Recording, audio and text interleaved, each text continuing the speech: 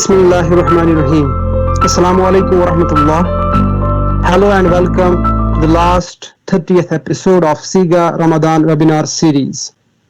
This is Riyazul Khalik, a non-resident CIGA research associate, and today I am hosting CIGA Director Professor Dr. Sami Al-Aryan, who will be discussing and talking about the dialects between colonizers and colonized, and revolutionaries and counter-revolutionaries in the context of the MENA uprisings. Professor Sami will speak for next 60 minutes, following which we will have a Q&A session with Professor Sami. So please be ready, keenly listen, and be ready with your questions. Thank you. Professor Sami, the floor is yours.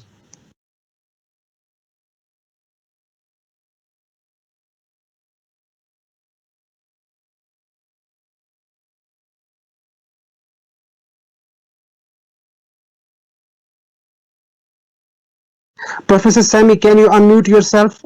I'm sorry.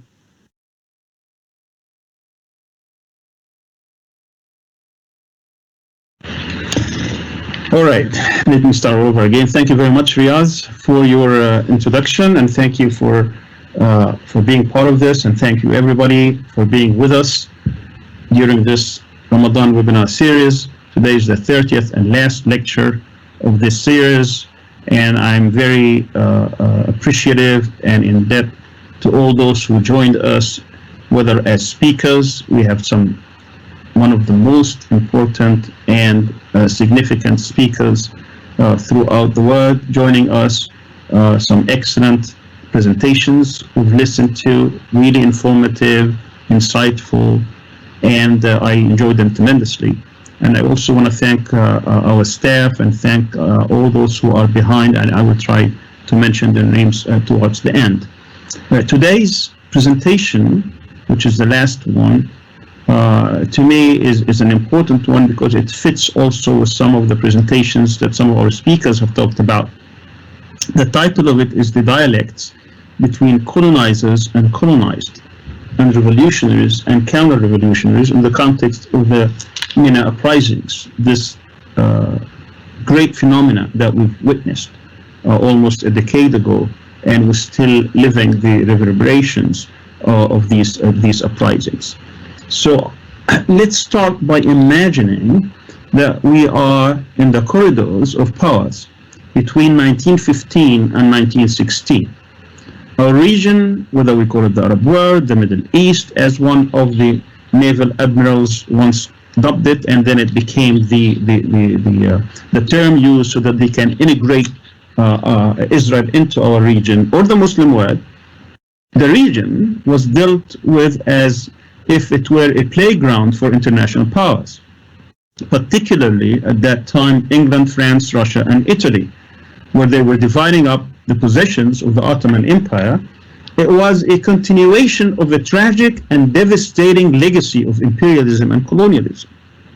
Imperialism is the process by which the imperial country would use its enormous economic resources and military power against other nations in order to expropriate their lands, exploit their capital, control their economic life, and open their markets in such a manner as to increase their power, enrich themselves, and advance their interests. Colonialism pursues power to usurp all resources of the others by keeping them weak and subservient through coercion or sometimes even fake consent. For the past 3 centuries, imperialism created much of the world's disorder and danger. From Columbus and his comrades' brutal invasion of indigenous peoples in the Americas, to the Europeans' looting, pillaging, and colonization of much of Africa and Asia, to the current exploitation of labor, resources, and markets by what we call unrestrained capitalism and multinational corporations backed up by military power and haughty empires. Colonialists use brute force as well as sophisticated tools of control, domination, exploitation, and hegemony. The cruelty of European colonizers was unparalleled. They killed directly or indirectly tens of millions of indigenous people across North and South America. Perhaps, in some estimates, as much as 130 million, which was about 90 to 95% of the population before they were invaded. By the close of the so-called Indian Wars in the late 19th century, fewer than 240,000 indigenous people remained, a sharp decline from the millions that had been living in North America when Columbus arrived in 1492. I remember, for example, when I visited the Museum of Native American History in Washington, D.C., in the Smithsonian, I think it was 2014, and I was looking at some of the legacy of these wars. In one instance, one of the naval officers, I think, who came after Columbus, he kidnapped a chief of one of these tribes, and then he tried to extort for his release money, and he asked for a room that was full of gold, and indeed they brought gold and jewelry and whatever they can get in order to save the chief of that tribe. And the historian who had this exhibit said that the gold that this person received in exchange, with the potential exchange of the chieftain, would have made him the richest man on earth. Yet, even he got all the gold, he still killed the chieftain. Belgium, again in the legacy of colonialism, killed perhaps 10 to 15 million Congolese between 1835 and 1840. In 5 short years, they may have killed between 10 and 15 million, while the Dutch killed over 300,000 in Indonesia during the same period. France killed about 1 million Algerians during its 132-year occupation starting in 1830. Italians wiped out 2/3 of Libyans and over 2 million in Ethiopia, while the British starved perhaps as much as 35 in India during its occupation. Similarly, the Russians exterminated millions in Central Asia, while the new Western Zionist construct in the heart of the Muslim world, Israel, killed tens of thousands and exiled over 60% of the Palestinians from their ancestral homeland in 1948, before taking the entire land and disenfranchising its people in 1967, where millions still live today in squalid refugee camps. Colonizers hid their colonization expeditions under the mantra of spreading Western civilization or carrying the white man's burden. They obscured their real purpose and quest for wealth, control, power, and domination by calling their campaigns mandates, protectorates, and commonwealth. They used massacres, destruction, and mayhem, not just against peoples and societies, but also against cultures, traditions, history, and memory. They applied all means, ways, and tools. Nothing was beyond the limits or the pale. Divide and conquer, bribe and pamper, kill and lynch, employing all tools of death, especially if one dared to resist. They had the guns and powder, the bombs and planes, the tanks and artillery, and later the media and other soft power tools, including cultural, ideological, and institutional means for domination. Massacring, oppressing, starving, torturing, transferring, exiling, enslaving, dehumanizing, raping, pillaging, looting, all in the name of the white man's burden to liberate dark-skinned peoples.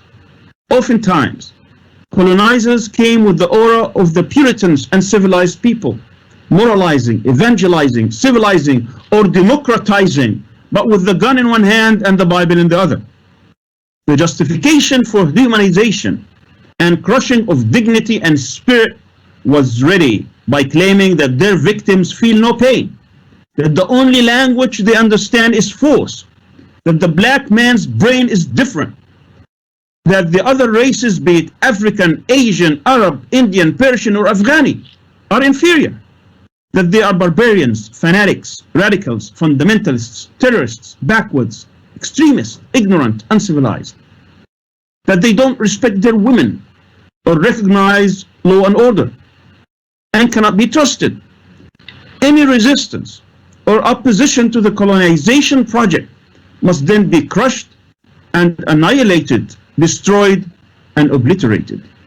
The British governor of Bombay in 1875 wrote, and I quote, "We hold India by the sword." More than a century later, an Israeli prime minister said in 1988, amidst the first Palestinian uprising against Israel's brutal military occupation, the Palestinians must be crushed like grasshoppers and their heads smashed against the boulders and walls. As lands were raided and occupied, resources looted and plundered, labor exploited and enslaved, social orders were callously altered and cultures destroyed in the name of Western civilization.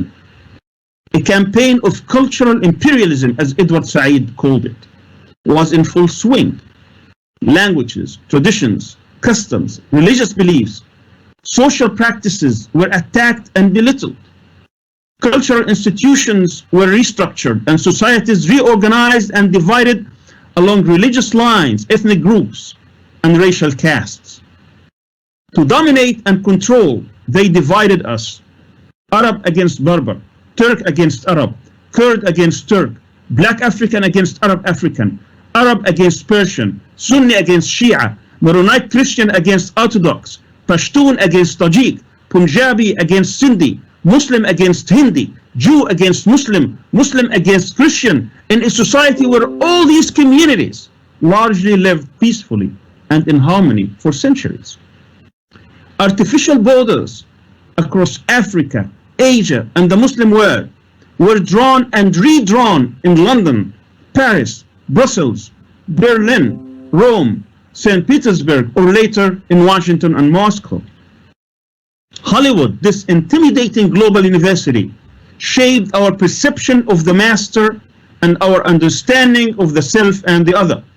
For example, I remember how the movie Midnight Express in the late 1970s shaped my perception of Turkey and fear of the Turks for a long time because of its portrayal of the Turkish people as brutal, heartless, oppressive, and mean.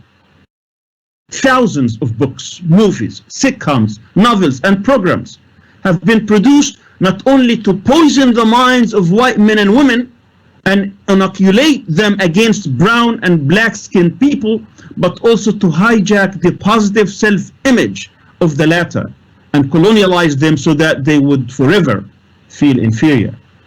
Furthermore, new legal structures were erected and imposed, and new education systems were built and nurtured based on Western notions of ideas, knowledge, history, science, philosophy, and law. For centuries, colonialism was a hammer that saw every colonized community as a nail. But as Frantz Fanon once said, in the colonial context, the settler only ends his work of breaking the native when the latter admits loudly and intelligibly the supremacy of the white man's values. End quote.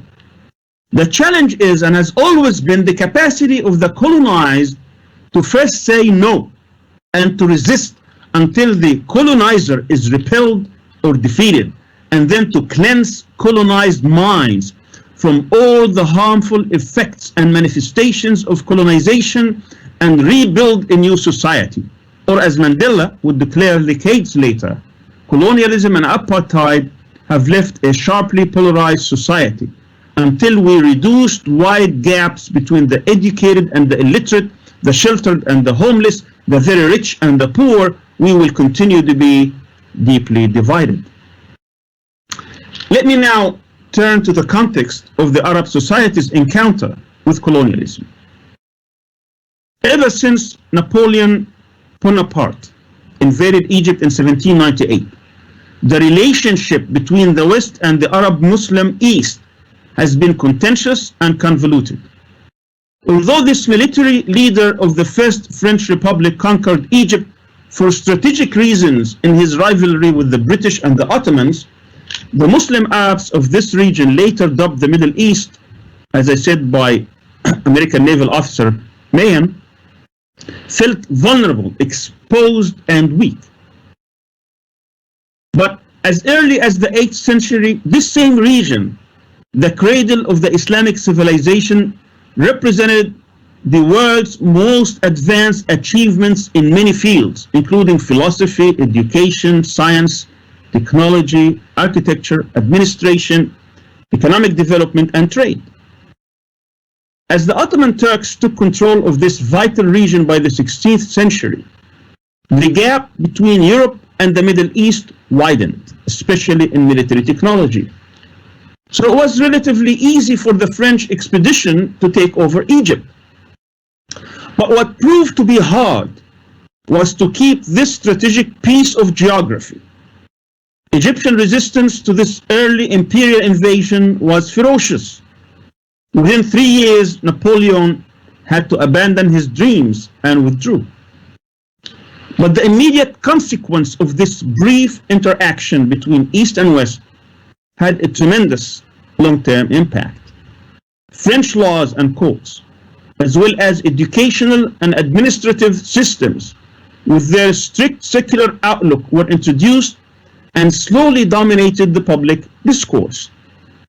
A new class of elites was created that was tied to the much wealthier and technologically advanced European foreigners after the attempt by Egypt's new governor, Muhammad Ali Pasha, to establish a strong modern Egypt was thwarted and rolled back by the British, though independently aided by the High Port in Istanbul.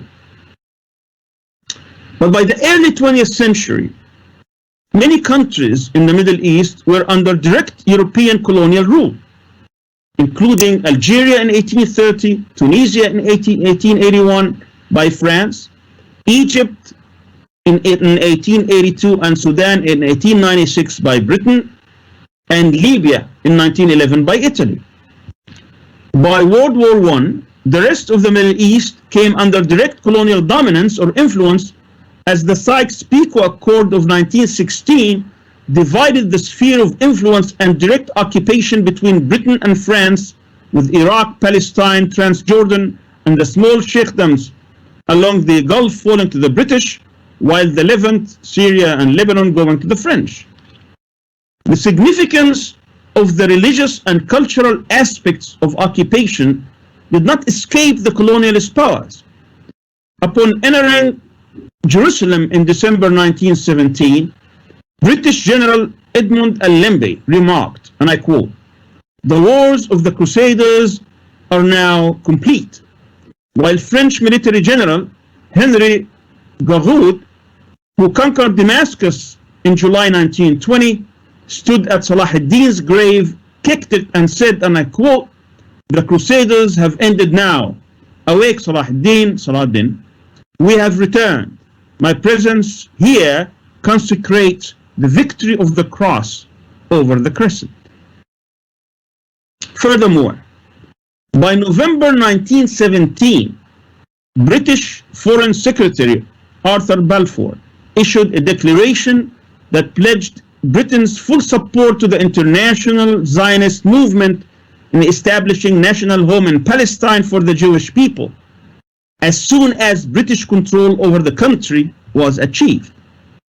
So for the next half century, most Arab societies were engaged in national liberation and resistance movements against colonial powers, leading to national independence for many Arab countries, including Syria and Lebanon in the 40s, Egypt, Sudan, Iraq, and Tunisia in the 1950s, Kuwait, Algeria, and Libya in the 1960s, and the Emirates along the Persian Gulf and South Yemen in the 1970s. In addition to the national liberation struggle that spread across the Arab world throughout this period, another parallel conflict was taking place in Palestine between the Zionist movement and the Palestinian and Arab people, eventually leading to several wars in 48, 56, 67, 73, 78, 82, the first Intifada between 87 and 91, the second one between 2000, 2003, 2006 Israeli war in Lebanon, 2008 and 9 and 12 and 14 against Gaza. All these wars were done by Israel, all initiated by Israel with the exception of 1973. But the direct impact of the 1948 and 67 wars was the displacement and exile of over half the Palestinian population in many countries outside Palestine, but especially in refugee camps in Jordan, Lebanon, and Syria. The number now exceeds 7 million, while Israel was established in 1948 on 78% of historical Palestine. By 67, Israel was in total control of not only all of Palestine, but also of the Egyptian Sinai Peninsula and the Syrian Golan Heights.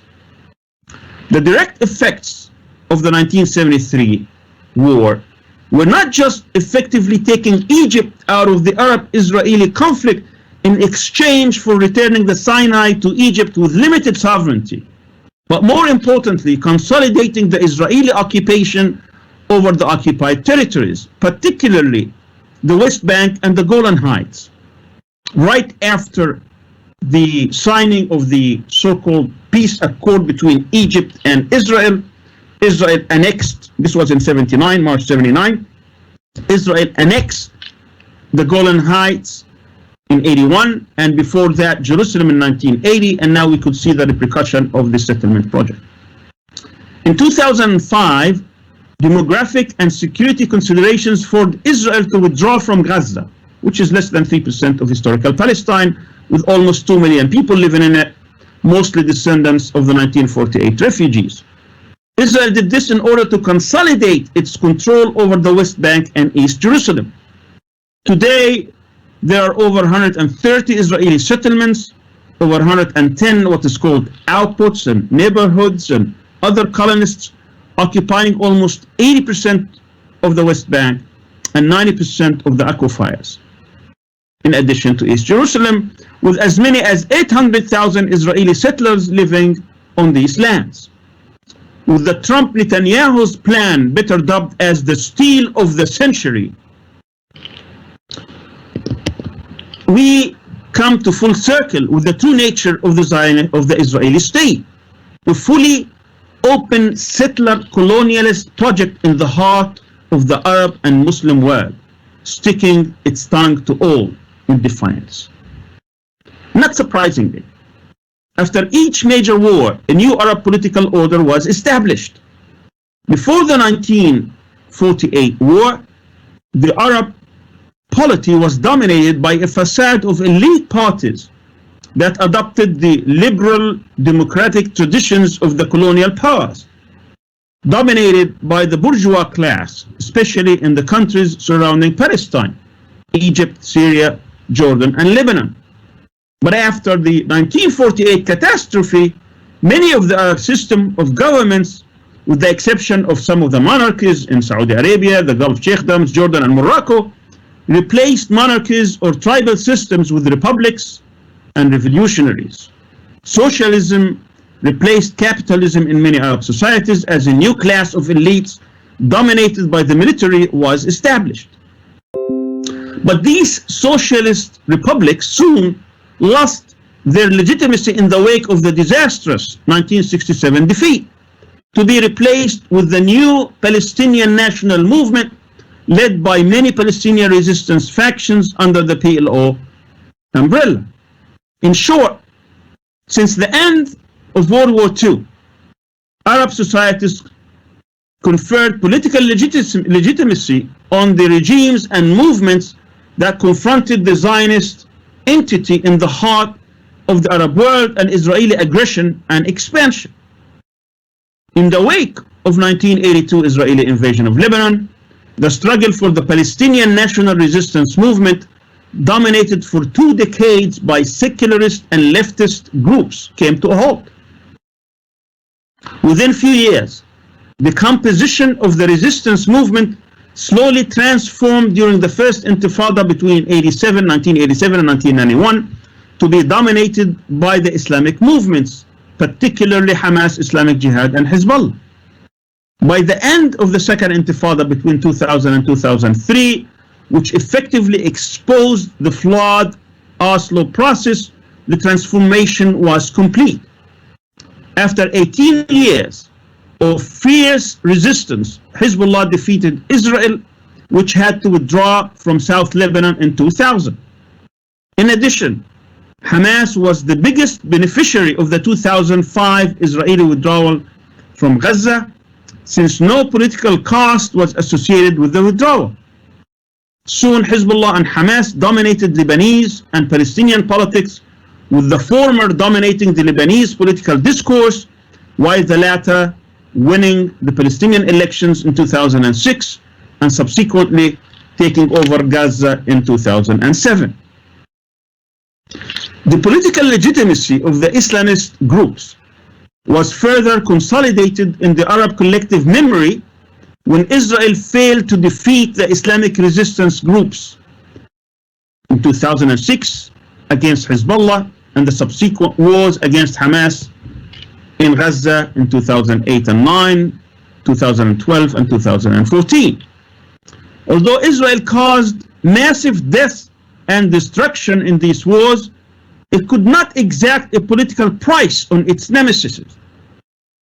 In these conflicts, it was demonstrated to peoples across the region that Israel, which imposed its policies by force on most of the impotent Arab regimes, could not dictate its ultimatums against these popular movements.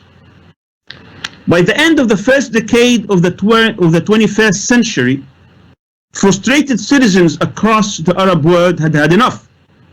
Corrupt and weak regimes that stole hundreds of billions of dollars by looting their countries while relying on a ruthless security state, Western humiliation in Iraq and Afghanistan, untamed Israeli aggression and arrogance, economic stagnation, and senseless violence by extremist groups like Al-Qaeda and Daesh that do not actually represent the aspirations of the people across the region. Meanwhile, they see countries in the region such as Turkey, Iran, and Israel developing economically and progressing in many fields, while their societies either stagnate or even go backwards. The political horizons across the Arab world were closed shut. For example, in November 2010, the Mubarak regime in Egypt even brazenly held parliamentary elections that resulted in no seats to any opposition group. In many countries, regimes that supposedly came through free and fair elections were dismissive of their citizens' aspirations and concerns. They even started preparing their societies for their sons' succession or family rule, including Egypt, Libya, Yemen, and Tunisia, not surprisingly the countries of the so-called Arab Spring, just like the other monarchies in the Arab world.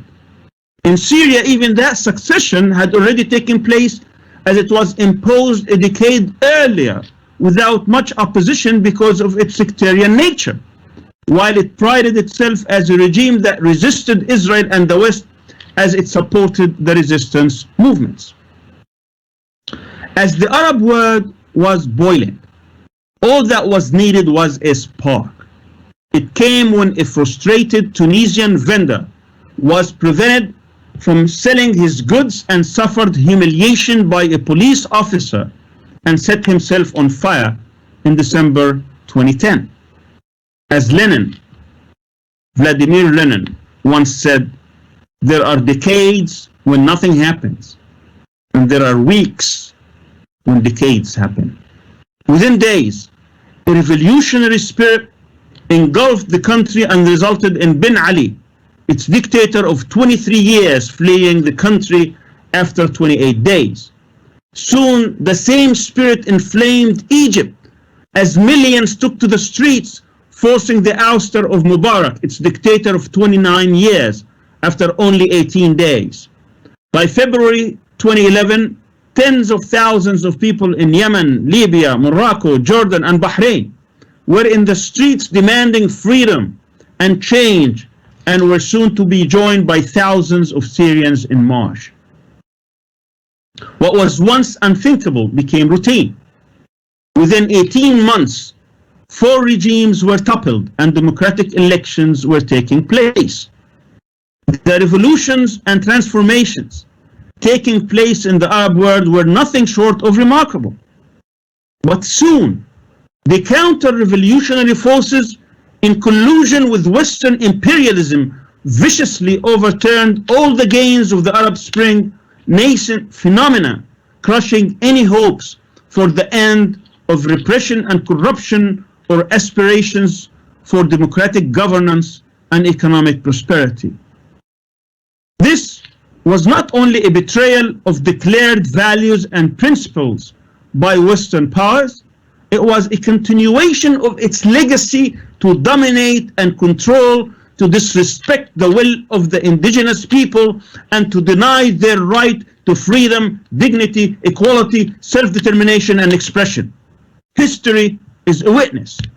For over 7 decades, whenever the people in Muslim societies try to assert their peaceful democratic rights, their will is suppressed and reversed. It happened in Iran in 1953, in Algeria in 1992, in Palestine in 2006, as well as in Egypt in 2013. There are 7 key challenges facing Arab societies today, and I would like to talk about these 7 challenges because they would determine the future of the region in light of these dialectics that are taking place between the colonizers and the colonized on one hand, and between the forces of change and the forces of the status quo, the revolutionaries and the counter-revolutionaries. And those who are calling for the real change in the Arab world today, in the heart of the Muslim world, must be cognizant of these challenges and to work on them. So what are these challenges? The first challenge is the challenge of legitimacy. For decades, political legitimacy in the Arab world was bestowed on the basis of hereditary rule, or the barrel of the gun, or resistance and opposition to Israel and Western colonialism. But after the Arab Spring, it is clear that legitimacy must be conferred through the will of the people. The future of political stability in the Arab world, including monarchies, must ultimately be tied to free and fair elections. If this trend continues, it is clear that over the long term, people across the region would no longer accept dictators or dynasties.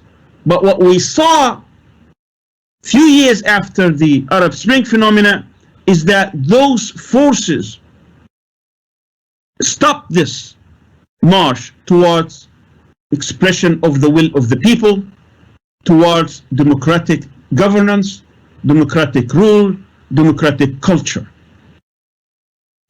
This fact explains the vicious attack of some of these regimes and monarchies on any phenomena or movement that marches towards democracy.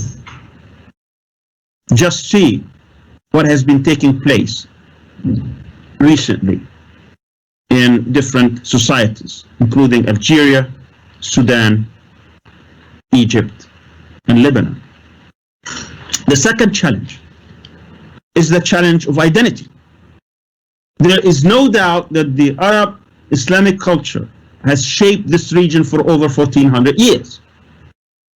So Islam as a religion, history, culture, and legal framework has been an integral part of its polity and society.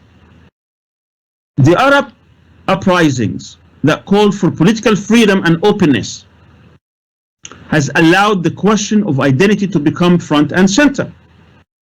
Many secular groups, liberal and leftist, have resented the success of the so-called Islamic groups, which belong to the so-called political Islam. But on a more fundamental level, some of the secular and liberal groups that have failed to garner popular support at the ballot box still reject any public role for religion in society. increasingly, it seems that this challenge must be settled by the peoples of the region, who continuously choose to affirm their cultural identity while rejecting religious extremism as well as unrestrained secularism. It cannot be imposed from the elites or from outside. Third challenge, the challenge of independence. Lacking political legitimacy, the regimes toppled by the Arab revolutions and uprisings, as well as those who desperately now cling to power, have for many decades relied on their patrons, whether in the West or the Soviet Union or Russia, its successor, to stay in power. But people across the region no longer accept that their elected governments be client states or follow the dictates of the West. Rather, they expect the governments to chart an independent course of action, notwithstanding foreign pressures, as long as they respect the will of the people, adhere to the national interests of the country, and value public opinion. It should be emphasized that independence in this context is not only political, but also encompasses the economic, social, and cultural spheres. This is a very important challenge, and the stability of the area will never be enjoyed until people truly feel independent. Fourth challenge, the challenge of sectarianism and ethnocentrism. This challenge is probably one of the most dangerous threats facing Arab and Muslim societies from within, particularly the Sunni Shia, the Arab Berber, the Arab Kurdish divides, or the Kurdish issue generally in the region. There are at least 3 countries in the region with majority Shia populations, namely Iran, Iraq, and Bahrain, as well as plurality in Lebanon. There are also significant Shia populations in Saudi Arabia and the Gulf countries. It appears that this challenge could be overcome on 2 levels, religious and political. On the religious side, the major scholars of both sects must come together and reach a historical rapprochement and resolve their historical differences. But more importantly, a political understanding or coordination must be achieved between the major countries in the region, especially on the Syrian question between Iran, Turkey, and the many Syrian factions. It has been a major wound exploited by many foreign powers, as well as internal powers, to weaken and further polarize the region. On the Kurdish issue, until recently, many Kurds have been content with full autonomy.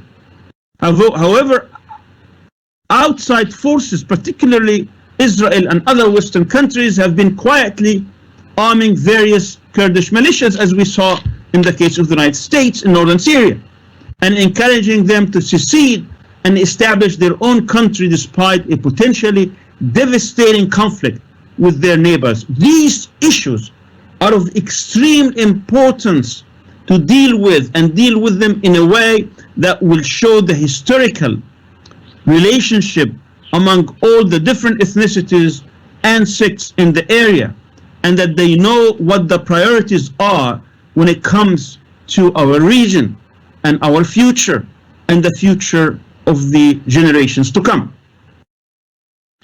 Fifth challenge is the challenge of social justice and economic development. The main slogan of the people in the street during the Arab uprisings was freedom, dignity, and social justice. If constitutional and democratic governance promise freedom and independence yields dignity and respect, the challenge of establishing social and economic justice cannot be achieved without fundamental restructuring of the power and wealth relationships within the whole society. If Muslim businessmen in any country were to replace the corrupt regime businessmen while maintaining the unjust and unrestrained capitalist mentality of monopoly exploitation and without structural protections, regulations or limits, then the whole experiment will ultimately collapse. In all spheres and indicators of economic development, such as poverty rate, gross domestic product, GDP, unemployment, literacy rates, lack of healthcare, subpar educational institutions, deteriorating infrastructures, corruption, nepotism, rigid bureaucracy, what have you. And we've seen this, especially in light of this coronavirus pandemic. The governments who are instituted, if they don't deliver these vast improvements needed by the people, then they are not needed. Ideology will not solve this problem.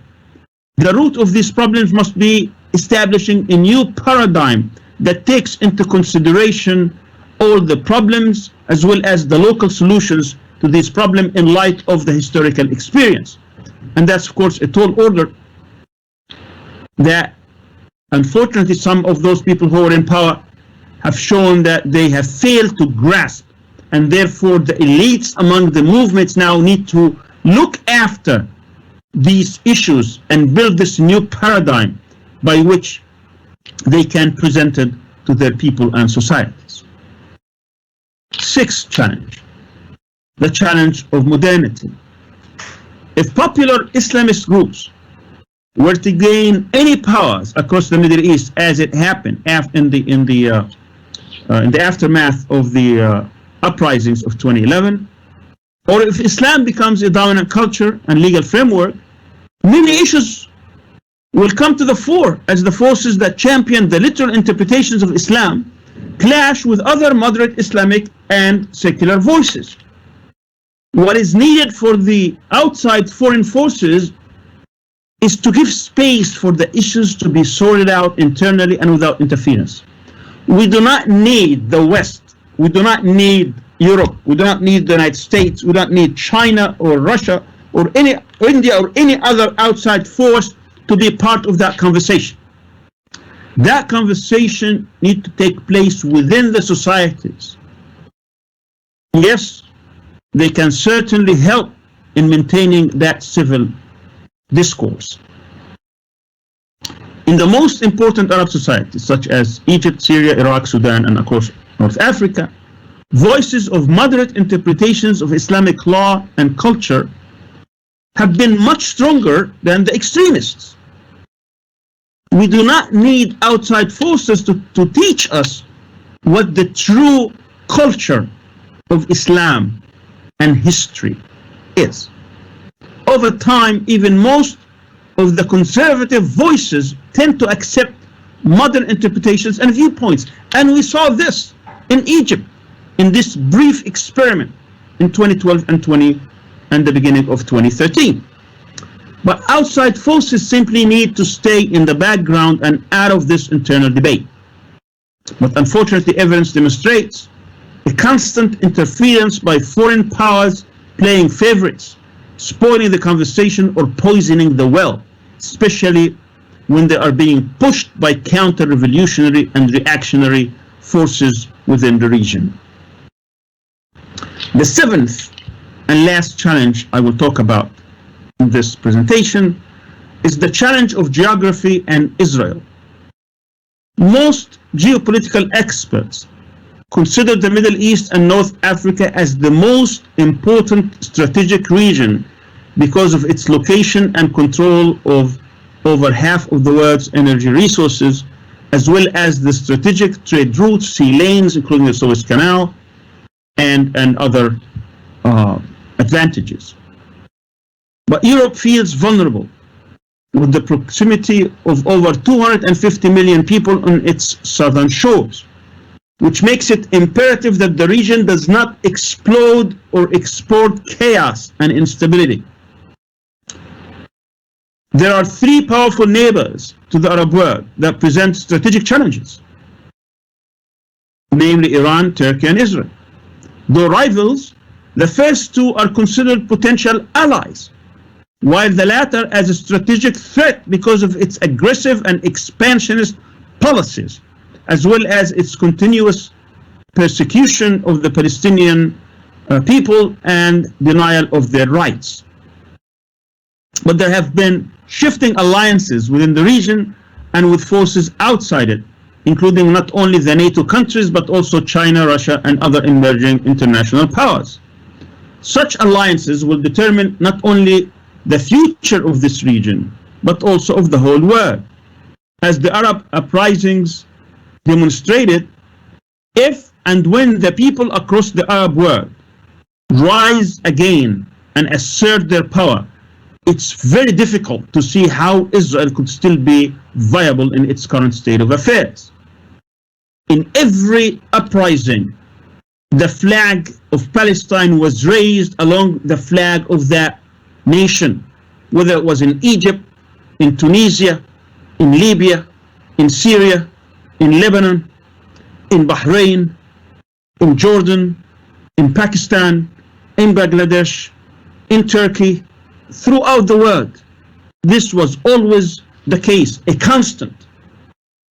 The Palestinian issue is always a constant along with every other issue.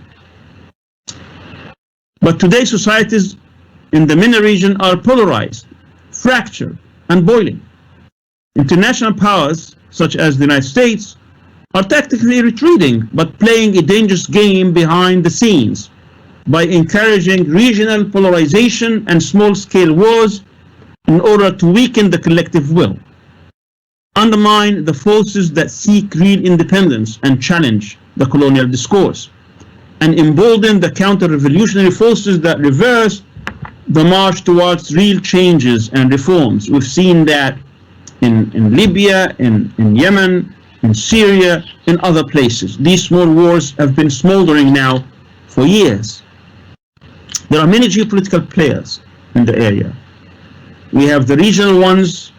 We have those who would like to thwart any meaningful revolutionary change, what we call the counter-revolutionary and pro-status quo forces. We have these, we have seen them, what the havoc they are wrecking in Yemen and Egypt and Libya and other places. Very dangerous game they are playing. We saw that there are also other countries where they support the popular movements, they support the march towards democracy and confrontation of the hegemony. Some of these countries are, including Turkey. There are international forces that are pushing one side, while there are a push from the bottom up by the people. So each one has a different geopolitical objective. So we could end up with different scenarios. One scenario is we may have a new wave of revolts, but we have to take into consideration the challenges I outlined here and the preparation, and to avoid the mistakes that were done in the first wave. That this particular movements toward change, real genuine change in these societies, must look at the bigger picture and not to be involved on these small fights about rules, about identity, as we have seen particularly in the Egyptian scene. We could also end up with a huge Palestinian uprising like we've seen in the past, because of the deterioration what's happening inside the occupied territories, in which there will be different calculations in the region. We could also see a regional war, especially with this drumbeat against Iran and other places. But of course that has taken a backseat now with this pandemic. Or we could see a total economic collapse, especially accelerated by the presence of the coronavirus pandemic. And with all these different scenarios that may startle and shake up the region, we need to think about alliances, priorities, objectives, and try to work towards them. Let me conclude by saying that in his groundbreaking study, Orientalism, Edward Said captured the essence of imperialism. When he spoke of the French enterprise in Egypt, from the perspective of the colonizer, as it was, and I quote, to restore a region from its present barbarism to its former classical greatness, to instruct the Orient in the ways of the modern West. This summarizes the Orientalist project, the imperialist and colonialist project. But from the standpoint of the colonized, those indigenous people who were the receivers of the colonialist project, Middle East historian Wang Kuo perceptively concluded in his book Napoleon's Egypt that the West's colonialist enterprise ended, and I quote, because Middle Eastern politicians and public ceased being willing to cooperate with it, and because they had gained the tools to stand up to it, and I end quote. And there lies the real potential for the future. The people no longer are willing to cooperate with the colonialist project or its agents in the region. The Arab uprisings, the so-called Arab Spring that turned into winter, had a tremendous promise to the hopes and aspirations of the people across the region. But with this promise came enormous challenges and grave setbacks led by the counter-revolutionary forces, but more importantly, by the colossal failure of the elites to understand the enormity of the moment and the real task at hand.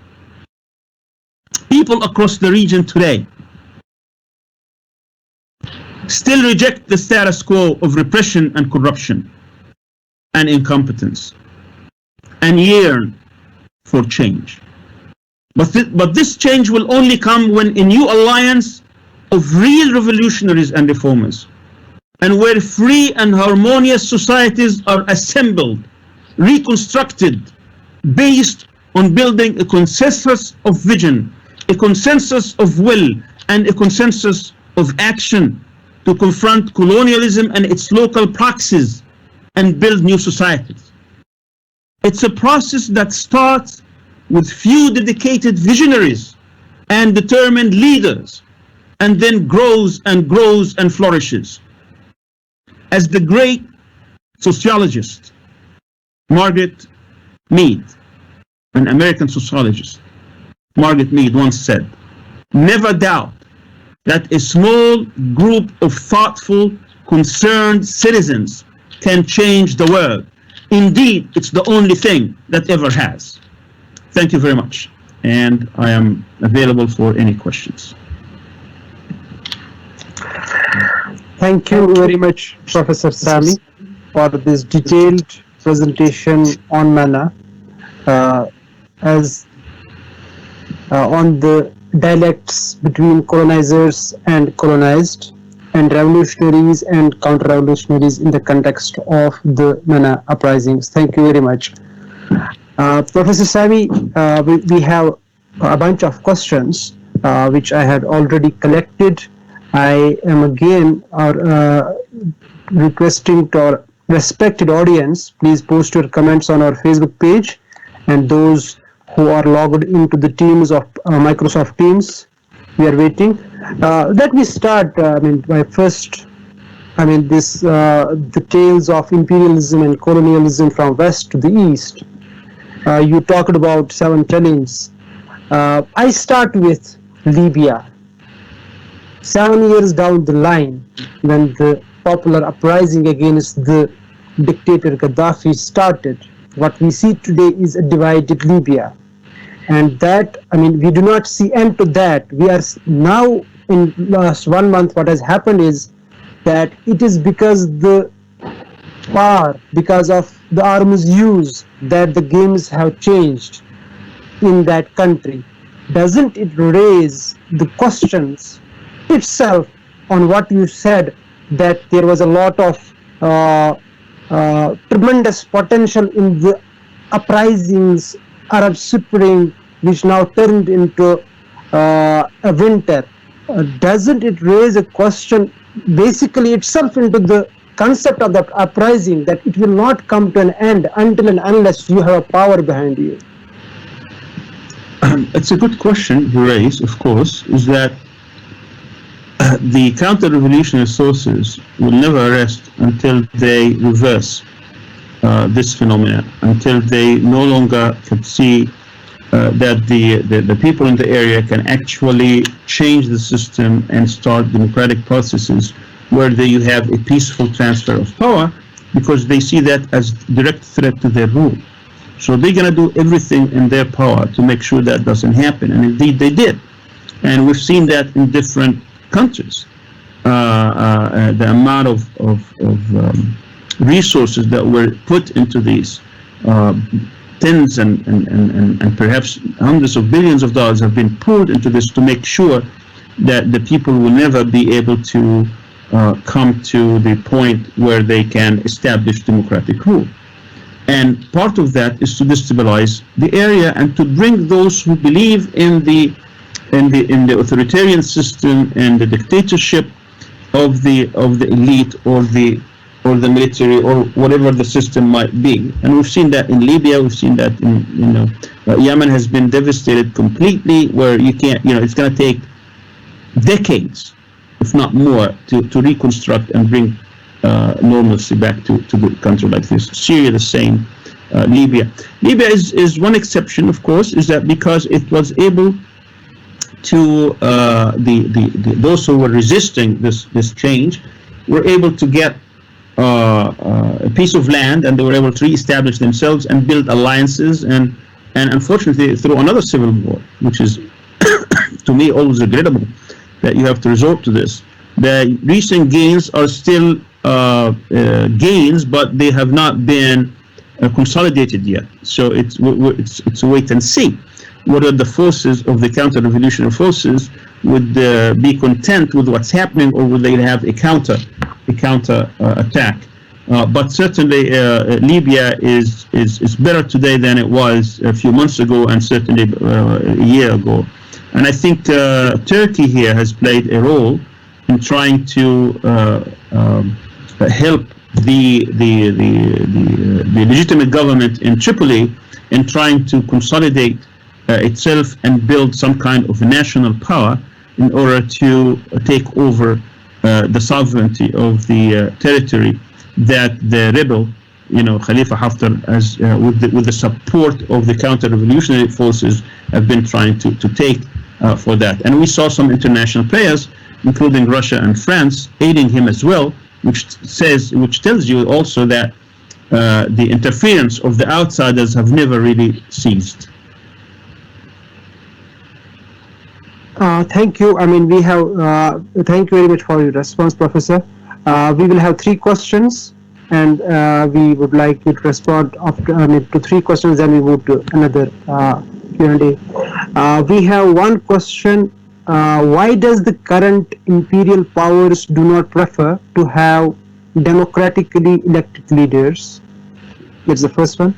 Second one, does the current imperial powers in the world have agenda of colonization, with the exception of Israel's blatant attempt to colonize Palestine, even though Israel is not an imperial power yet?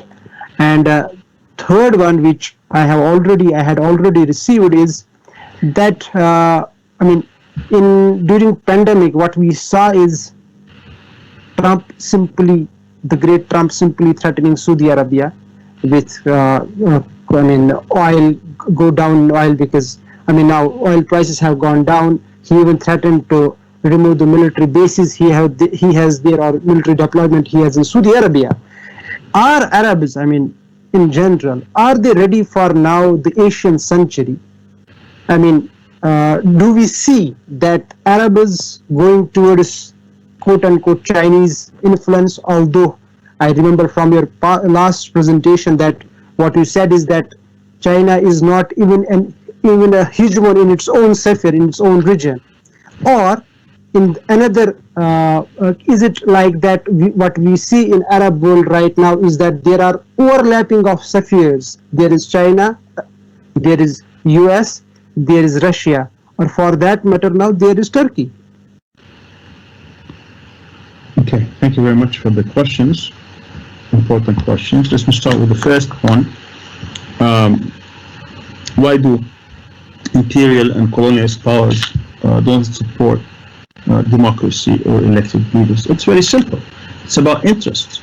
When you deal with democracy and when you deal with elected officials, that means you have institutions that will be accountable to their citizens. So it's very difficult to loot, very difficult to pillage, very difficult to steal, very difficult to get the deals that, you know, these imperialist powers. By definition, an imperialist power is trying to exploit the local people or try to take advantage of its weakness in order to maximize their gain, material gain.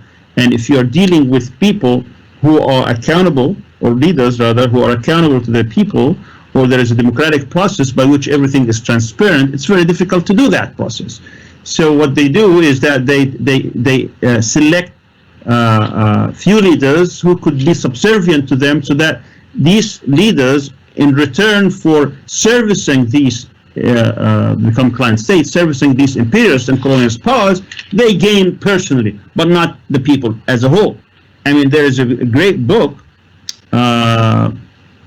it's called, by Perkins, Confession of an Economic Hitman.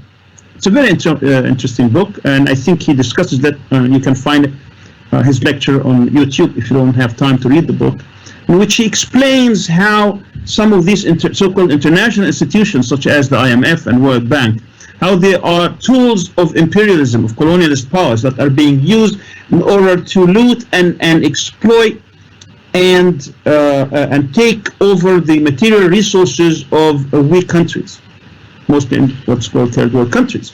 So how they structure certain loans in order to bring these countries into the orbit where they will lose their independence in a way that they can be exploited. So they could suggest to have certain projects in which the West would finance them, where these countries cannot afford these projects, but these projects will service the elites, those people who are ruling the country. And then in exchange, they will sell them at a very cheap price the most the best assets, the most prized assets of these countries.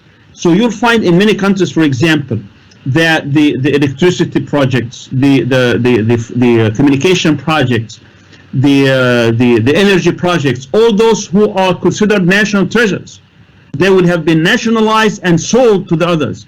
Now, if you have a real democratic government, or if you have elected leaders with transparency and accountability, no one is going to do this, because this is against the people. But in order to camouflage, in order to cover this, so you bring unelected people, dictators, authoritarian leaders, and you do these deals with them under the table. And also with unelected governments, the same. You know, many countries, they may not have democracy at all. There are no elections, actually. So it becomes easier to deal with one or two or three or four princes or people, rather than dealing with elected people with all the mess that democracy brings. When you have balance of power, when you have separation of powers, when you have a judiciary, independent judiciary, where you can actually go and sue and get your rights, or when you have legislation, people elected where they feel that their allegiance is to the people rather than to the sovereign or to the outside forces. I mean, all this, the intricacies of democracy, then becomes very difficult for someone to get his way, or to get his will, or to exploit, or to monopolize, and all these things. That's very simple, and it doesn't need much explanation. The second question about the agenda and the colonialist project, and you know, this threatening of Saudi Arabia by Trump, and withdrawing to military base and all that, that's all just hype. Nothing is true. Nothing is true at all. Trump is a businessman. He thinks of himself as the smartest man on earth. So whatever intimidating tactics he used to do when he was trying to close real estate deals, when he was in business. He's trying to do the same. But of course, geopolitical interest is different. So he's going to say whatever it takes, because in his mind, this strategy somehow helps him to achieve whatever goals he wants to achieve. So that's one aspect. So don't take him seriously. It's just, these are tactics he uses against, and he sees everything as a competition and everything as a deal that he's trying to close and win. To him, winning is the most important thing. He does that even with the opposition. He does that even with his own staff. I mean, everybody is a potential rival. Everybody is a potential enemy or foe. So when he threatens some of his allies, he's just speaking out of his behind. I mean, he's not really, he doesn't really mean it. But when we talk about strategic relationships, particularly in the geopolitical terms, it is not just determined by a president, even a strong president like the US president, strong presidency. These kind of things are built over decades of relationships. The Middle East is a vital region for the United States for a reason. The United States, to stay as the #1 country in the world, the #1 power in the world, it enjoyed for a few years after the collapse of the Soviet Union as being not just as unipolar, you may say. But now, of course, you have other powers who are trying to challenge, but they are not nowhere, no near that challenge. Potentially they could, but not now. I mean, in terms of raw power, they're not there yet. So the United States, what it's trying to do is obviously thwart that attempt for people to challenge it, whether militarily, economically, or eventually politically and others. And to do that, the United States, to lose its power from being, and of course national power primarily come in 4 phases, as Brzezinski, Zbigniew Brzezinski, tell us in one of his books. It's military, economic, technology, and culture. Now, politics is not there, but it's a subsidiary of this, because once you establish your power along these 4 categories, politics follows. If we compare the United States with our existing powers on these 4 categories, in terms of military power, certainly no one can rival. And when we say that, we don't say it meaning, people could say, well, the United States wasn't even able to pacify Iraq and Afghanistan and this and that. That's not the level they're talking about.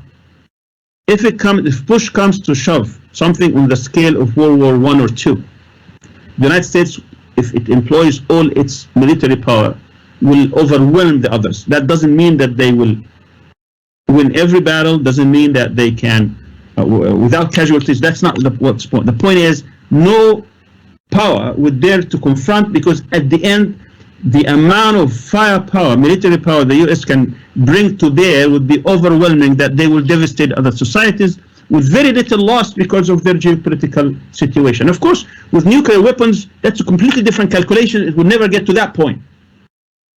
So when we talk about Russia and China, which is the third question that I will address, let me finish this one first. So the United States, when it comes to economic power, it's a very rich country indeed, but it's also broke. It's not only broke, it's in debt. The debt is so huge, it's impossible to imagine how it would ever be repaid. But the elites, the people who are ruling Washington, they know deep down, even if they don't declare, that they don't have to repay anybody anything, because all what they are doing is that they are borrowing from themselves. For the first time in human history, you have, most empires ended because they went bankrupt.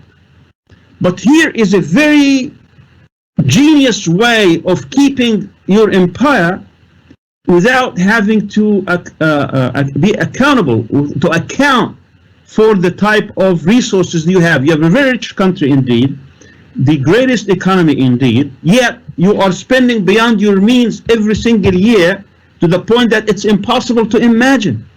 $22 trillion before the pandemic. After the pandemic, they printed another 4 trillion, so it's almost 26 trillion now. And this will continue to the foreseeable future. Add to that $30 trillion of private debt. But who owns this debt? Well, a lot of people own it around the world. But what do they actually own? All what they own is a piece of paper in which it says, if you ever ask us, we're going to print a bunch of papers with American dollars and American presidents on these dollars, the greenbacks, and probably going to cost us a few cents, and we'll give it to you.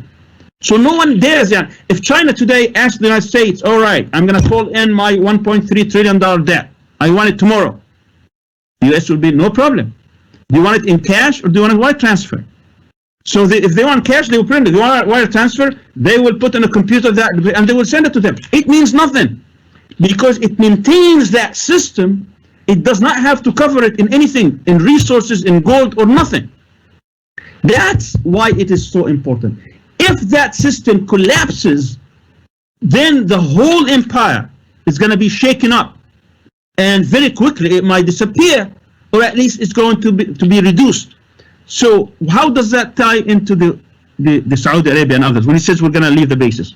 Because the basis of trade in the world, the basis where US could print that and have this leverage, 62% of the currency reserve of the trade in the world is in US dollars, and the currency reserve is in dollars, and all the banking system is under the control of US institutions. This whole economic system, if it collapses, the empire would collapse. But the basis of it is to make sure that oil will be sold in dollars. Why? Because it's the biggest single commodity that is being sold day in and day out. If it's no longer sold in dollars, then there will be no need to get dollars.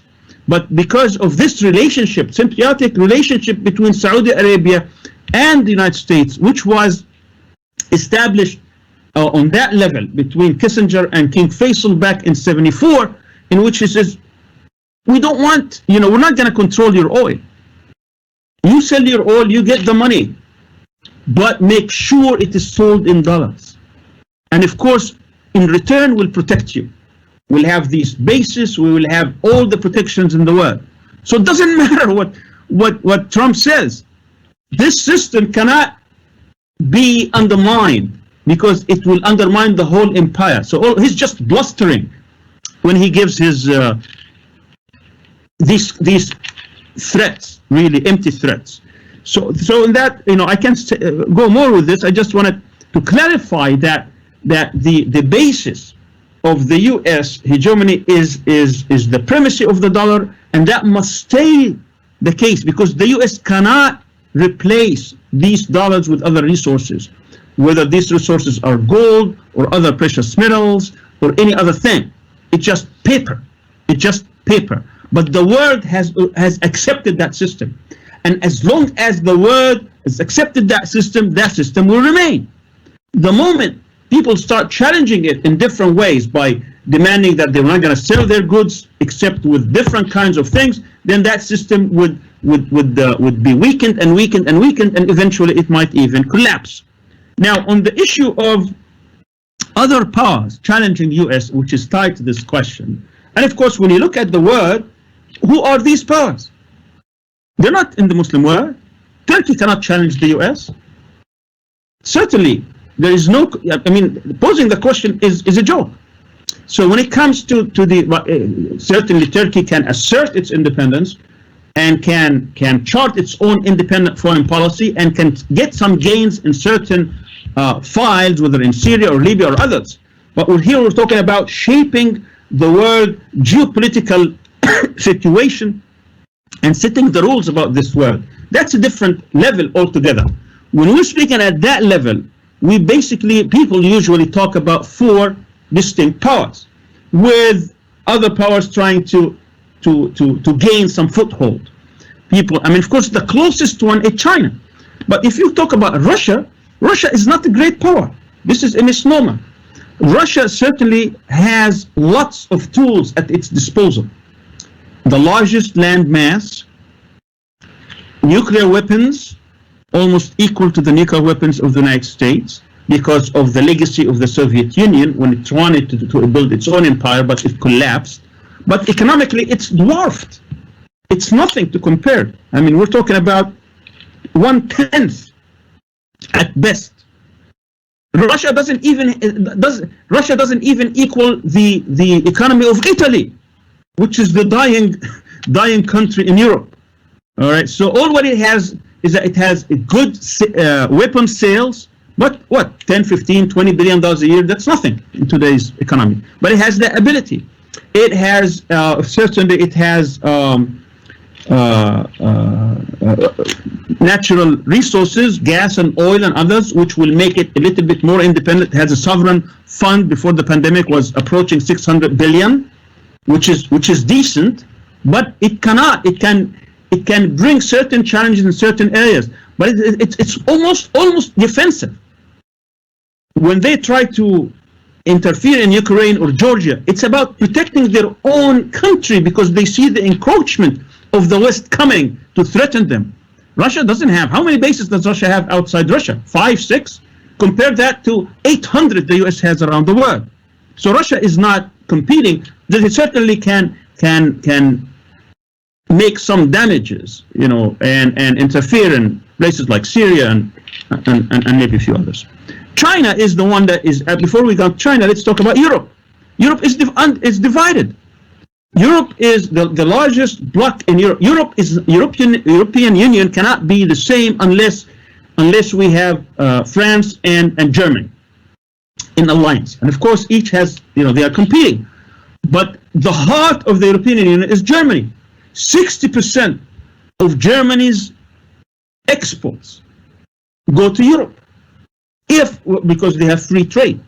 If that project collapses, then the whole thing would collapse, and then Germany would have difficulty in maintaining itself as a prosperous state.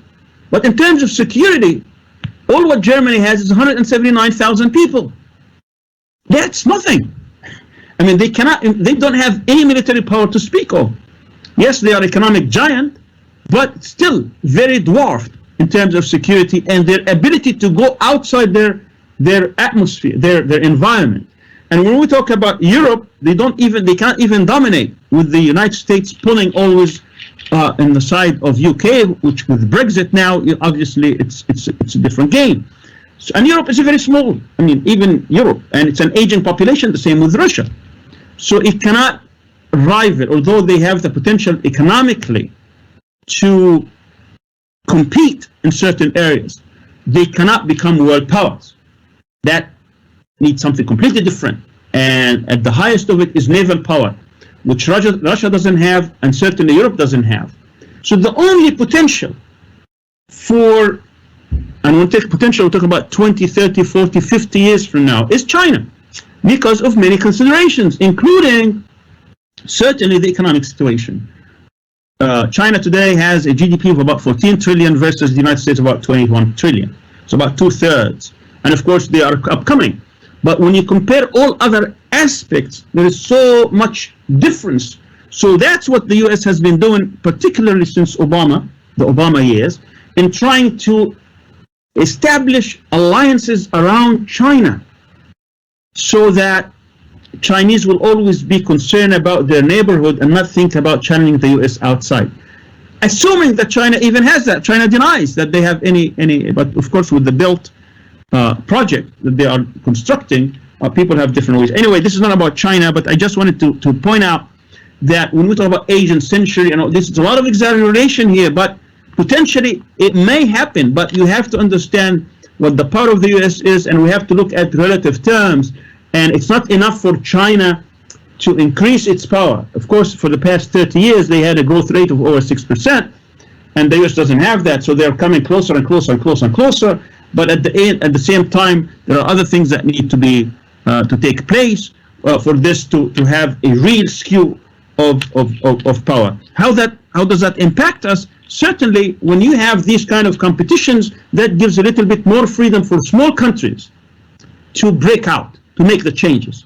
That happened for Iran, for example, in 79, 80. It was during this small window that happened that people could actually break out and do. And of course, you have these other powers who are trying to get a piece of the action, like India and others, and that's a different story altogether. Thank you, Professor, for very beautiful response to it. Of course, I mean, but we cannot, I mean, the role of Russia in our neighborhood in Syria, now Libya, that's evident. Well, we have, Professor, many questions lined up, but our time is limited now. It is 7 minutes if we go by our schedule. So you talked about legitimacy. Before I pick up the questions we have received, I would like your good self to respond to this. You talked about legitimacy, free and fair elections that will bring stability and peace to the MENA region. I'll start with Egypt.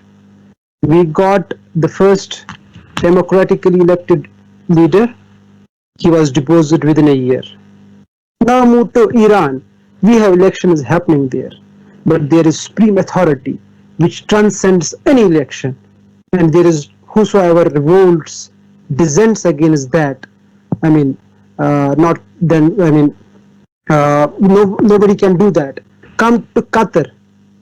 Qatar, I mean, what we see it in the Arab world is it allies with, it has already been outcasted by Gulf countries, GCC. So what we see is Egypt, the elections did not do anything, did not bring the change people wanted, which we say via Arab uprising. In Iran, we have elections, but the supreme power lies somewhere else. In Qatar, it is again not a democratically elected government, but we are okay with it, quote unquote. First thing is that how does this argument of elections, imposing elections, free and fair voting would bring stability in the region? First, I believe I do not compare oranges with apples. When we look a bit towards east, the large-scale elections which happen in the world are in India. Over 900 million voters go and vote out. But what we see in present-day India is a fascist regime. That's the outcome of the elections. Why should any commoner in MENA, I mean, not drawing that comparison, but why should he go and vote? Why should the outcome he expects if he is scared by seeing what is happening in India? So why should he go for that? First. Second thing, I turn to the role of Iran. The present regime, which is outcome, of course, of the Great Revolution of 1979.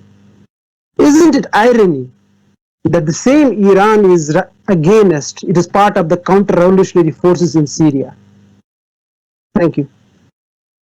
Well, that's a lot of questions, and I think we may have to extend the time to get to them and to other questions. Let me say that democracy as a framework, but it has different shapes and forms. And I'm not saying that democracy is the only way, but certainly it's much better than dictatorship and authoritarianism. And there are certain societies where the principle that we need to abide by is the principle of justice. All right. Now, how do we establish justice? And the most important part of justice, obviously, is to make sure that the people are being treated fairly and equally and all that. So when we discuss systems and we discuss governance, we need to look at their constitutions and look at their systems and try to evaluate. Take Qatar as an example. Qatar has a tribal society. It existed for a long time. I'm not trying to defend the system or criticize it, but the system itself was able to establish, because of its wealth, a situation where the people themselves do not mind for the emir not to be elected, but to be chosen from a particular clan in which there will be other forms of representing themselves and getting part of the resources of that. So my criteria would be then, is justice being applied here, or are these people are trying to exploit the situation? And so there's other criteria, in other words. That's different. And of course, we're talking about 200,000-300,000 people, all in all, and when you have half of them even are underage, so very, very small number. So it cannot be taken as a standard or as an example.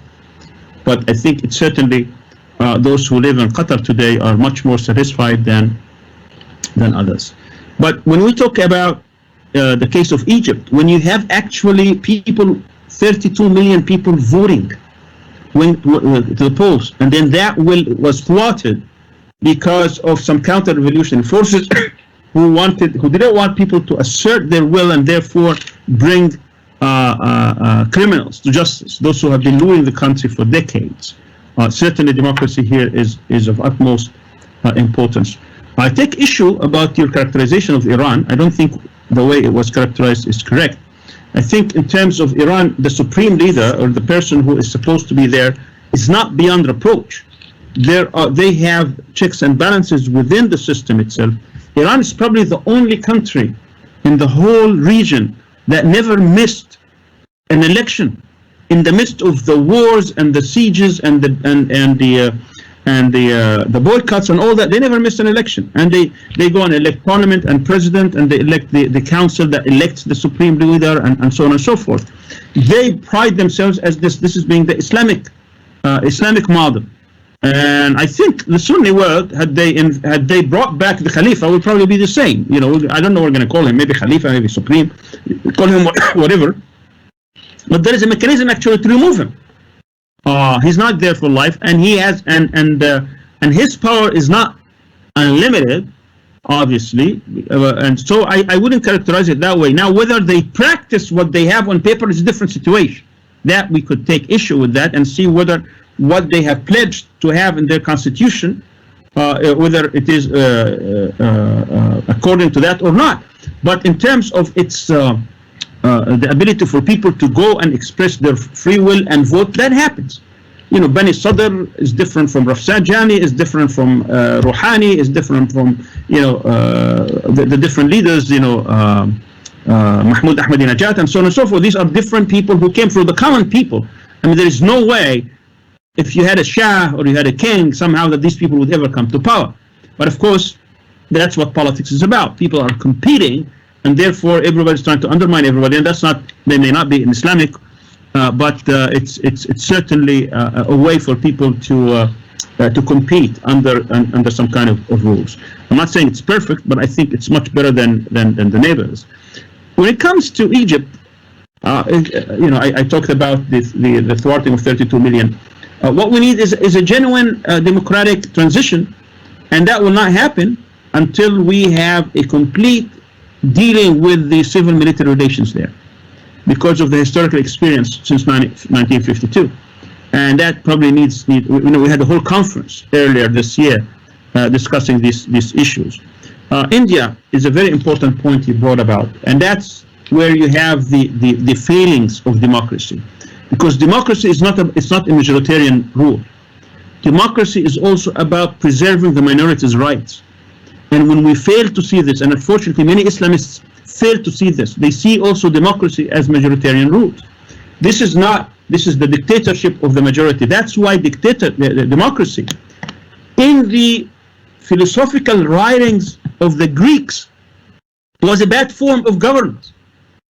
I mean, democracy, when it comes to the forms of governance throughout history, is really very short period. It happened a few years back during the Athenians, the Greeks, and then it stopped there until we came back to the, to modern times, last 200 years. And during all that period, we didn't have any kind of it was a different system, of course. So if we talk about democracy, there has to be strong protections. And that's why you have a constitution, which is the social contract.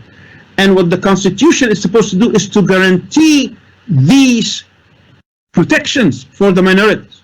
Because if you're going to leave it to the majority, then you're going to destroy the Babri Masjid, and you're going to destroy the concept of citizenship. And the majority, you need only 51% to establish two castes, and that's not democracy anymore. This is majoritarian. This is the dictatorship of the majority, as the communists would call it. So when we talk about democracy, we talk about a system that within it inherently is protection for the minorities, that their rights can never be trampled upon, regardless if 99.9% of the people want to trample their rights. They cannot do that because these are protected. But democracy with this concept would be better suited to handle repression, to handle transparency, to have a better dignity and human rights and freedom and others, because you have a wider people taking. But again, I don't. But I have my own criticism of democracy, and I present it. But when I present it in this way, I mean democracy in the widest possible way, where people have a say in matters that concern them. Not that they go every 4 years, they go and they get manipulated and they vote and they go home again. That's not democracy. That's participation. When I see democracy much wider in every aspect of life, at home, at work, at the factories, at the street, at the neighborhood, at the local level, at the governor, and the governorate, at the country as a whole, that the way we deal with each other, and that's what we call also shura. That you do not just take advantage of being in charge of certain things and you make all the decisions and people just have to follow. That's the classic meaning of dictatorship. Thank you very much, Professor Sami, for this response again. We have already finished our time. We will have one last question before your good self thanks our speakers and the coordinators and the staff involved in this month-long Ramadan series. With your permission, I take a bit more time for this question. Yes, go ahead. Egypt has been traditionally center in the Middle East or of the Muslim world. But right now, what we see is the center has been pushed to Gulf. Recently, what we saw, there are reports that there is a possibility of a rapprochement between Turkey and Egypt, although nothing concrete of such or nothing official as of now. When we see Turkey in Syria or in Libya, it brings a huge criticism. But NATO's involvement, Europe's involvement is welcomed. Isn't it, time, for Turkey or the countries involved to go for a rapprochement first? Why? What is the background of it? Is the question which people sent. That is Muslim Brotherhood worth of this thing that Turkey or the countries involved go face to face with each other?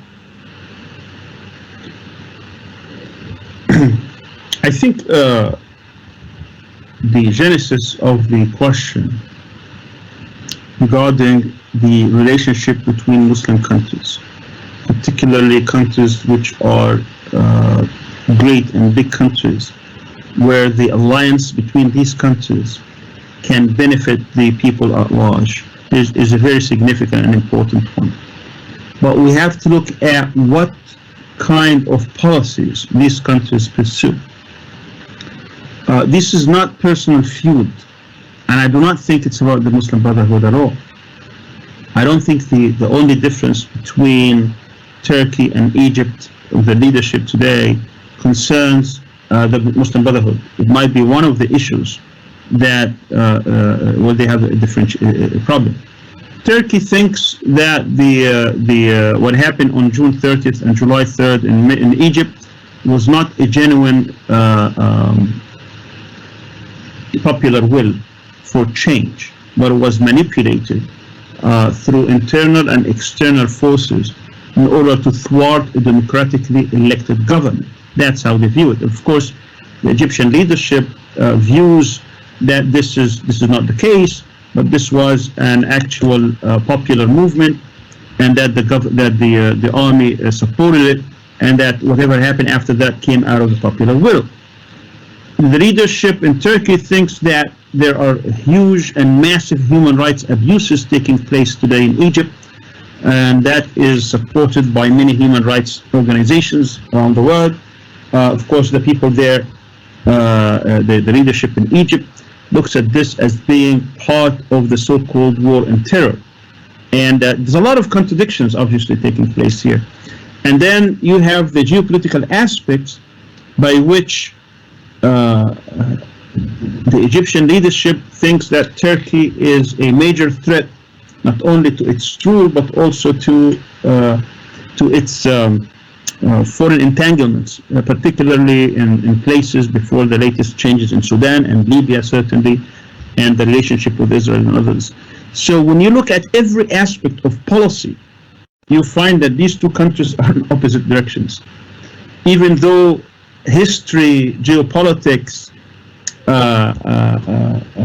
and interests say that they should be allied. So the question here is this difference, is it because of the different orientation of the leadership, or is it these are genuine changes because of the position of both?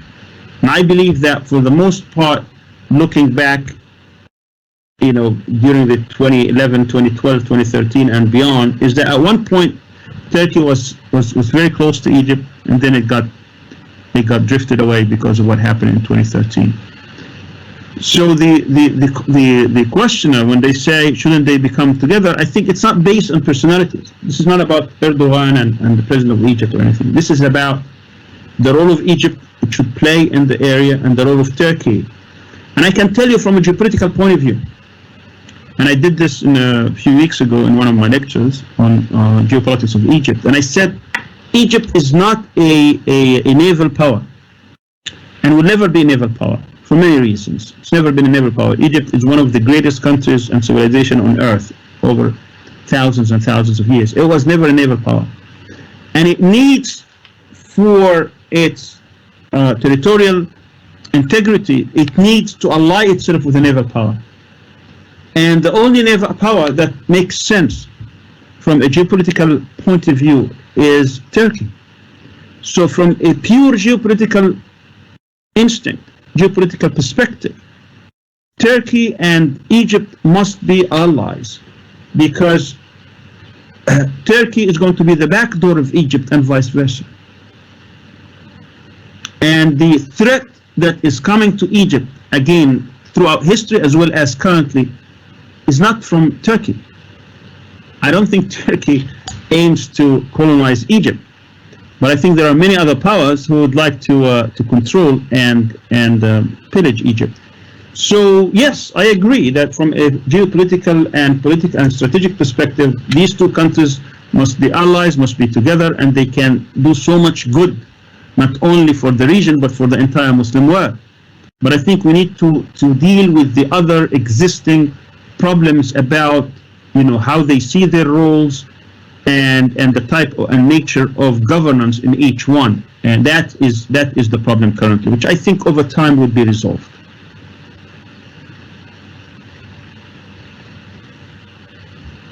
Thank you very much, Professor Dr. Sami Al-Arian. You talked about the dialects between colonizers and colonized, and revolutionaries and counter-revolutionaries in the context of Middle East and North African uprisings. Thank you very much. Thank you to those who sent us questions. Before Professor Sami makes his final comments for this session, may I take this opportunity to thank all of our speakers who took time from their precious schedule to join us for the Ramadan 2020 webinar series. I thank all the people behind this effort, our colleagues at CIGA, and especially Professor Sami, who has been an inspiration and force and mover behind this, bringing people across the world together and discussing these important issues which face us as Muslims and humanity in general. Thank you very much. I would like our followers on social media, I would like followers of CIGA on social media, be it on Twitter, Facebook, or wherever, on YouTube, please follow the page for latest whatever is in the for future programs. Follow them. We are coming with more, inshallah. Now over to Professor Sami. Thank you, Riaz, very much, and thank you everybody for staying with us this whole month. From the bottom of my heart, I want to extend my appreciation and gratitude for all those who tuned in and hopefully benefited from it. I also want to thank our speakers. We had 30 lectures. The title and the summary and the actual presentations and questions and answers are on our website. Feel free to go there and watch what you've missed. Some of the great minds and some of the great presenters and speakers around the world we were able to get. I want to acknowledge them and acknowledge our team, our hosts, our coordinators, and also our producer, Mr. Yunus Agdenis, behind the scenes, who produced all this, and I want to thank him for putting this whole together in terms of the technical assistance. I presented 4 lectures, but I also had 26 others. I want to acknowledge them. Dr. Nader Hashimi from the University of Denver, Dr. Dalia Fahmi from Long Island University, Dr. Munzer Qahf from Istanbul Zaim University, Islamic Economics Department, Dr. Jonathan Brown, Georgetown University, Dr. Jasir Ouda from Maqasid Institute in Canada, Dr. Asim Qurashi from Cage in the United Kingdom, Dr. John Esposito from Georgetown University, Dr. Mu'taz Al-Khatib from Hamad bin Khalifa University, Department of or College of Islamic Studies, Dr. Zahid Ajel from Istanbul Madaniyat University, Dr. Abdullah Al-Aryan from Georgetown University in Qatar, Dr. Usama Al-A'zami from University of Oxford, United Kingdom, Dr. As-Sadiq Al-Faqih, sorry, Dr. Sadiq Al-Faqih couldn't make it, Dr. Ahmed Farouk Aysan, Dr. Ahmed Farouk Aysan from Shahir University, Dr. Huwaymir Anjum from University of Toledo, Dr. Alp Arsalan from Dr. Alp Arsalan Achik Ginch from Ibn Khaldun University, Dr. Hiba Raouf Izzat from Ibn Khaldun University, Ambassador Ibrahim Rasool from South Africa, Dr. Fuad Maimouni from Islamic Development Bank, Dr. Hafsa Kanjwal from Lafayette College, Dr. Ilan Pape from University of Exeter in the United Kingdom, Dr. Abdul Halim Zaidan from GDP Institute in Lebanon, Dr. Wala Quwaisi from University of Birmingham, United Kingdom, Dr. Khalid Abul Fadl, University of California in Los Angeles, Dr. Hussein Al-Qazzaz from Insan Center for Civilizational Studies here in Istanbul, Dr. Muzaffar Chandra, University of Malay, and also the chairman of the Just World, Dr. or Professor rather Noura Ariqat from University of Rutgers, United States, and Dr. Mazen Al-Najjar, who addressed us yesterday, who is from Palestine. I want to thank our staff and our moderator, Uwais Khan, Abdurrahman Miqdad, Linda Hayouki, Ubaid Roof, Fadi Za'tari, Razia Wadoud, Abdullah Jurat, Dr. Yasmin Saib, Maryam Khan, Taimur Tanvir, Jamal Muhammad, Riyad Al-Aryan, Jalal Khushayib, Yumna Sulaiman, Saima Rashid, Layla Yildirim, Junaid Ahmed, Buthayna Hamda, and Riyaz Al-Khaliq, and also our other coordinators who also helped in writing summaries. Every day we had a summary of these talks, which are also on our website. Please go to our website, CIGA. We have it both, you can go to our website, which is under iso.ciga.edu.tr. Omar Fili, also Sahar Sadiq. I hope I don't leave out anybody. Osman Khan, Imad Atawi, I believe Taqwa Abu Kumail. Also, I think I covered everybody. I hope I didn't miss anybody. So thank you again, everybody. Thank you for being part of this, and we promise you that we will continue our activities in upcoming seminars and upcoming conferences and publications. You can also request, if you would like to receive our publication, The Geopolitical Compass. It's published in English, Arabic, and Turkish, so you're free to get any one of them. And we use it either through email or through social media. I want to say also Eid Mubarak to everybody, and we wish you all well. Thank you very much. Wassalamu alaikum wa rahmatullahi wa barakatuh. Thank you very much.